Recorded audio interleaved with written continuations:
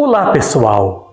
Nesse episódio nós vamos fazer uma viagem panorâmica sobre os 400 anos das missões jesuítico-guarani, para entender como esse período foi fundamental para a formação do Rio Grande do Sul.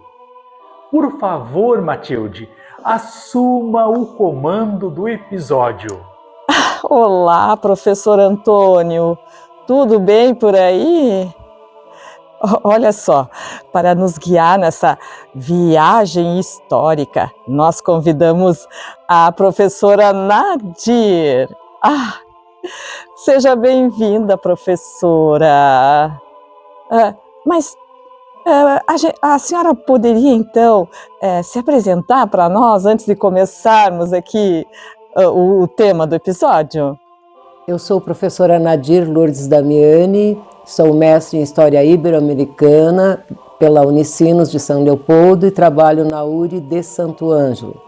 Então, vamos falar um pouquinho sobre os 400 anos das missões jesuíticas Guarani. O que isso representa para a formação do estado do Rio Grande do Sul.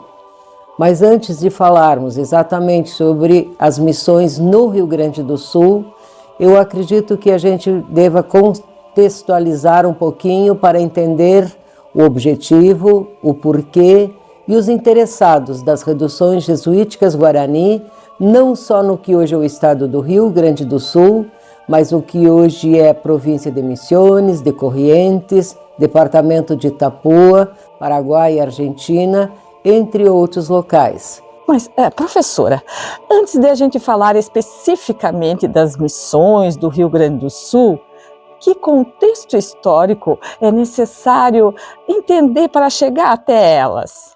Aí nós voltamos um pouquinho mais no nosso tempo histórico. Chegamos até o final do século XV, quando, na verdade, Cristóvão Colombo veio reconhecer oficialmente a existência de outras terras, além das terras que eles já tinham conhecimento, que foram as terras da América do Sul. Nesse período, as maiores potências do mundo eram Portugal e Espanha, e tanto Portugal quanto Espanha queriam ser os donos dessas novas terras. Isso acabou gerando alguns conflitos, e para amenizar ou resolver os conflitos, 2 anos depois do que equivocadamente ainda chamamos de descoberta da América, foi assinado o Tratado de Tordesilhas entre as coroas ibéricas, que na verdade esta linha imaginária do tratado dividia essas novas terras em 2 áreas.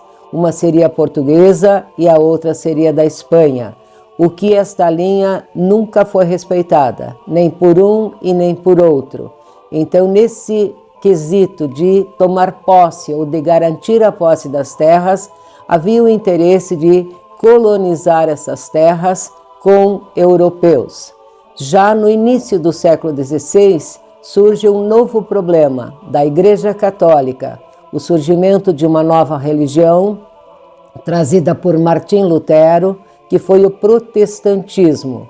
Como todos nós sabemos, a Igreja Católica sempre foi uma das instituições mais ricas e mais poderosas da nossa história. Com o surgimento dessa nova religião, que nós chamamos de Reforma Protestante, surge a Contra-Reforma da Igreja Católica. E nessa Contra-Reforma, a fundação de novas ordens religiosas, entre elas a Companhia de Jesus, fundada por um ex-militar espanhol chamado Inácio de Loyola, onde estes religiosos tinham como objetivo principal a expansão do catolicismo entre os povos indígenas e, a partir desta catequese, vamos dizer assim, também a garantia da posse das terras. Aqui no que hoje é o estado do Rio Grande do Sul, no que hoje é Uruguai, Argentina, Paraguai e um pedacinho do que hoje é a Bolívia, pertenciam então para a Espanha e a garantia para a Espanha. O restante do que hoje é Brasil e América do Sul para Portugal. Os primeiros jesuítas que entraram a serviço de Portugal foram José de Anchieta, Manuel da Nóbrega, Antônio Vieiro. mas mais para o centro-oeste do nosso país, a região também do Rio, São Paulo, Salvador. Os jesuítas que começaram a desenvolver o projeto da coroa espanhola entraram na América do Sul a partir de 1606. 3 anos depois, fundaram o primeiro povoado, que foi San Ignacio Iguaçu, no que hoje é o departamento de Itapúa, no Paraguai. Na sequência, foram fundando outros povoados, outras reduções, com povos da etnia Guarani. Não que não tentassem, vamos dizer assim, catequizar outras etnias indígenas, mas a única que se adaptou a esse novo sistema, ao sistema reducional, foram os indígenas Guarani, né? Então, nesse sentido, os jesuítas entraram pelo que hoje é Paraguai, vieram vindo pelo que hoje é Argentina, fundaram reduções no que hoje é o Mato Grosso do Sul, no Itatim, no oeste do Paraná, o Guairá, ou Guaíra, e chegaram no que hoje é Rio Grande do Sul a partir de 1626. Certo, certo. Mas e quando os jesuítas chegaram de fato ao território que hoje é o Rio Grande do Sul? Como foi essa primeira experiência? E por que essas primeiras reduções não vingaram? Nesse período de 1626 a 1637, chegaram a fundar 18 povoados, no que hoje é o estado do Rio Grande do Sul. Mas estes 18 povoados não se desenvolveram, não se estruturaram. Eu diria que por 2 motivos principais. Aos ataques dos bandeirantes paulistas que vinham em busca de riquezas, não encontrando as riquezas que eles acreditavam ter aqui, acabavam caçando, preando o indígena para levar daqui e vender em São Paulo como escravo. Também a resistência indígena em relação aos colonizadores europeus, que normalmente, quando se lê algumas obras, a historiografia missioneira, a primeira impressão que nos passa é que não houve resistência, mas na verdade houve muita resistência, porque os jesuítas que chegaram aqui, chegaram impondo novos costumes ao indígena que tinha a sua identidade cultural. E nesse sentido, os próprios jesuítas chegaram a dizer que os indígenas não eram nem seres humanos, eram selvagens considerados sem alma e que só passaram a ter alma a partir do processo de catequese dos mesmos pelos jesuítas. Então, nesse sentido, houve muita resistência pela imposição, vamos dizer assim, desta nova cultura. O indígena Guarani vivia nu. Para ele isso era normal, era natural. A crença religiosa, eles eram espíritas. O jesuíta chegou trazendo o catolicismo. Deveria temer o pecado, deveria acreditar em santos, venerar Nossa Senhora da Conceição, temer, enfim, o demônio e louvar, acreditar em Deus.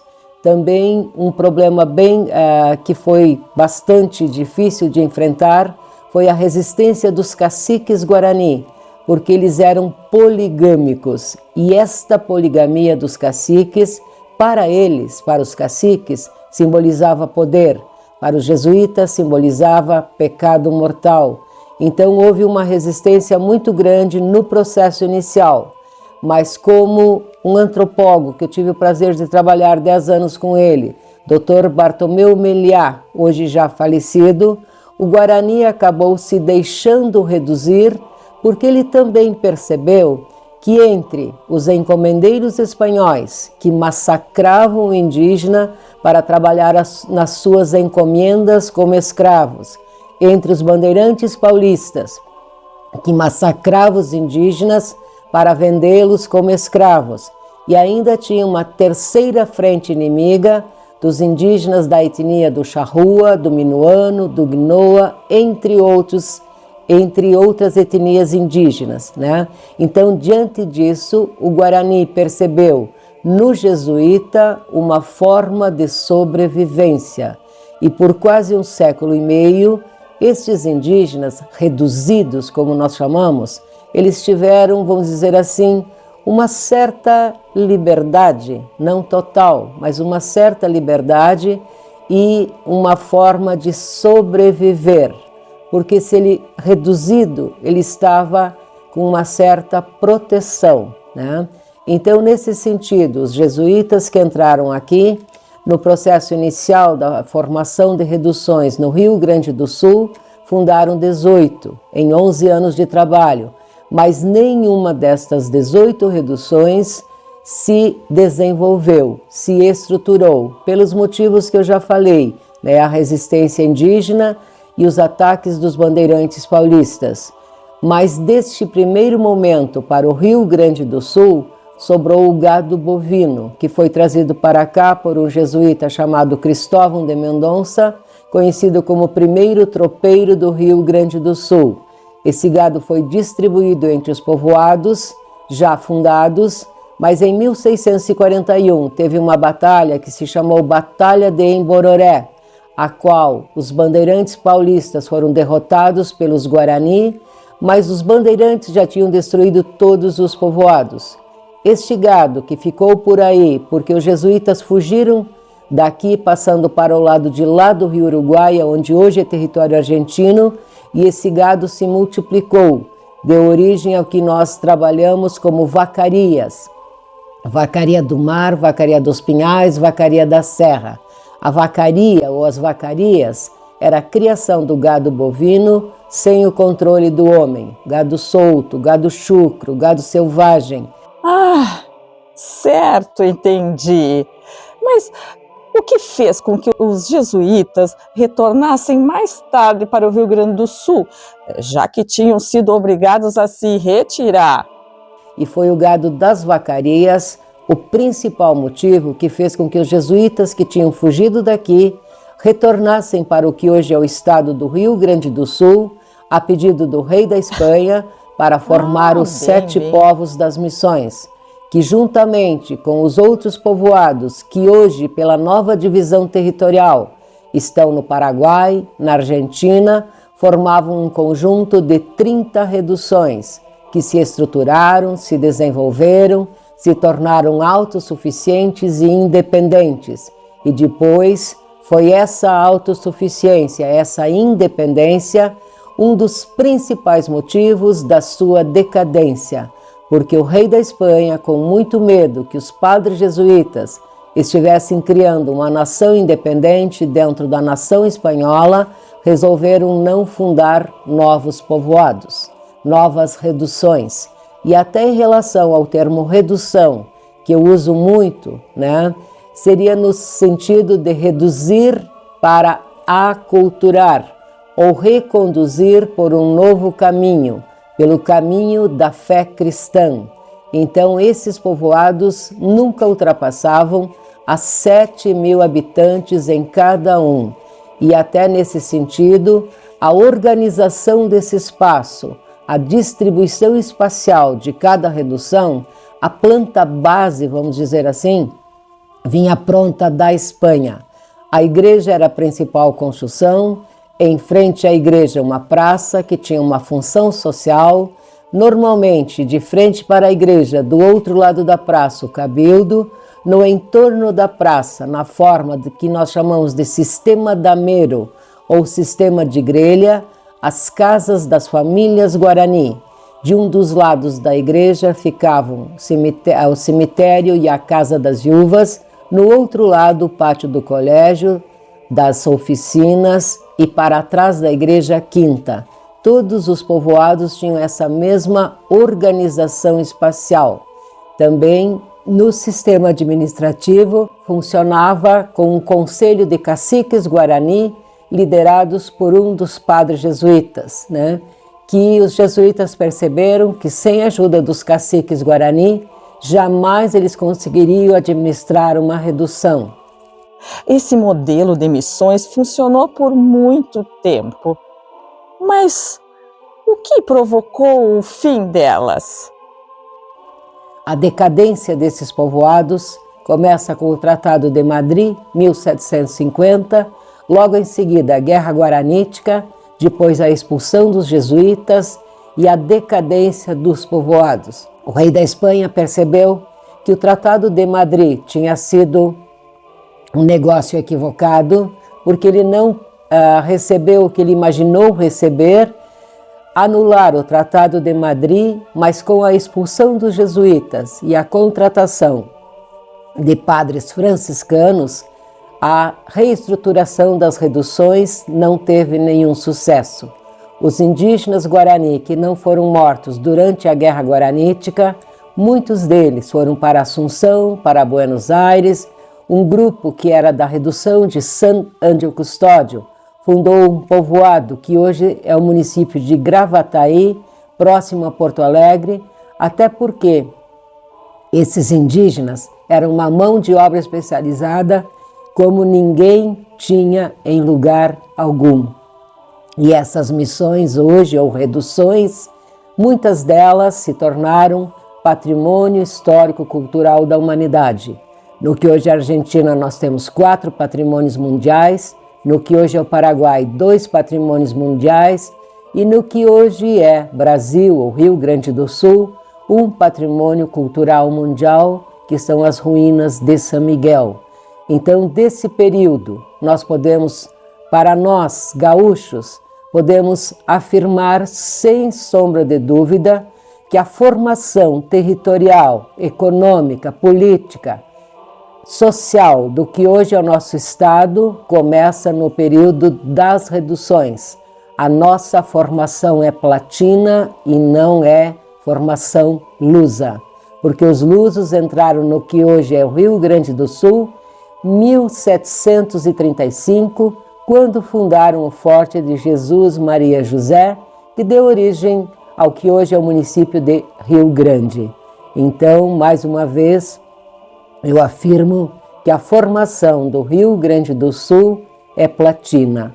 As primeiras estâncias do gado bovino, equino, ovinos, muares, suínos foram nas missões jesuíticas Guarani. Então a importância e até a comemoração dos 400 anos, eu acredito que deva estar ligado à nossa formação inicial. Hoje a diversidade étnica do nosso estado é muito grande, mas a nossa origem é platina. Muito obrigada pela atenção.